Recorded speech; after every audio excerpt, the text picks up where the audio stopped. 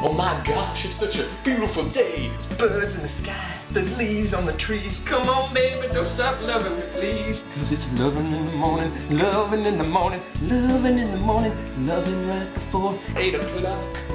Don't stop. Breakfast is soon, but now I can take you to the moon. Oh, it's loving in the morning, loving in the morning, loving in the morning, loving right before the afternoon. It doesn't really sound like anything else on the radio. I think I can find more in it that I identify with when I listen. I like the lyrics, the storytelling of the songs. Just that emotional impact of it, and just his lyrical qualities, and just all of it is just amazing. Just kind of brings me back to my college years and things that you don't hear on the radio all the time. I like the stories the music kind of tells.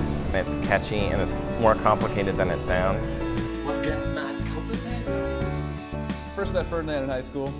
Coolest guy I ever met. He'd always walk down the hallways, you know, singing a song in his head that he just made up on the spot. Ferdinand is a man that loves to give, and the thing he loves to give most is his song. It's never ending, really. Whenever he has a moment to spare, he picks up the tune again and makes up the lyrics as he goes. Their music never gets old. You can get something that's going to get you really pumped up, or you can get something that's kind of you know, sappy and kind of softer. It's pretty eclectic and it's kind of changes over time. Other music, you kind of just listen to one song and it's not really anything, but the entire album is just one massive story. They really write from the heart. The more he did it, you know, the better he got at it, the more people enjoyed it. And after a while, I started thinking why he didn't try to make it in the entertainment business, because he was a damn good singer. I guess it makes me happy.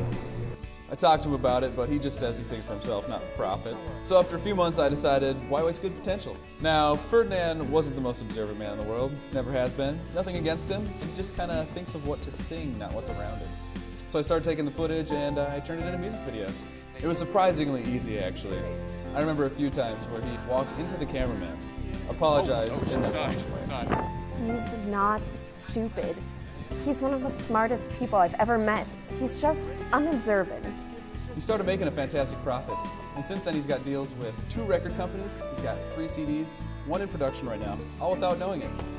It's a gift that he never stops giving. And it's a travesty that we are taking it and turning it into something for our profit. If he realized what was going on, I'm sure he would be horrified. Some people think I'm being unfair to Ferdinand, like I'm cheating him or something, but it's simply not true. I've saved half the profits I've made for him. Doesn't really affect his life. He's not aware of filming him. Nobody loses in this situation. It's very good. Check it out on Spotify. Mr. Gabriel, I'm here with Channel 17 News. Do you have a moment so I could interview you? I don't see why not, but how do you know my name? Wait, Mr. Gabriel, everyone around here is aware of someone as famous as you.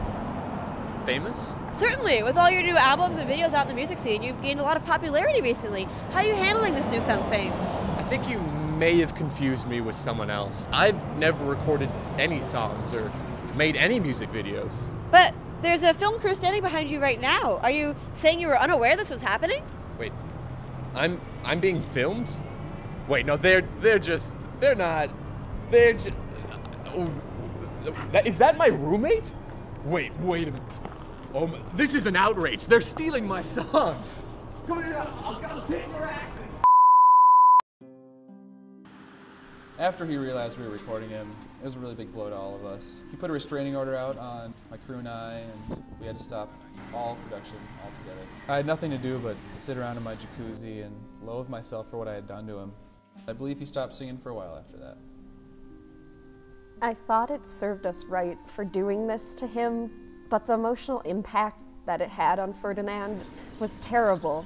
Every time I saw him after that, he didn't sing a single word. He barely even talked. I don't even know what was going through his head during that period. I never thought he'd get out of that rut. But then he found out about all of the profits he'd made. I suppose it is kind of a strange way to get in the music business. Not really the normal approach, but I don't know how I would have done it otherwise. I'm happy with my life of plenty right now. I've got everything I've ever wanted or needed, like nuts. You know, before each show, I get a whole platter of nuts. It's in my contract. All different kinds of nuts. Peanuts, cashews, walnuts, almonds, pine nuts, coconut. But sometimes I do miss my old life when I used to sing to myself, alone. But then I remember, I have a gold-plated jet. It's kind of wobbly because it's gold-plated, so it's kind of heavy. And then I also fill it with champagne and classy broads. Not hookers, classy broads. Some people, you know, like, it's not, you know, like, that's not, why do you have that? You know, why did you fill it completely full with champagne and classy broads, you know? That could be very dangerous. But I know I did it.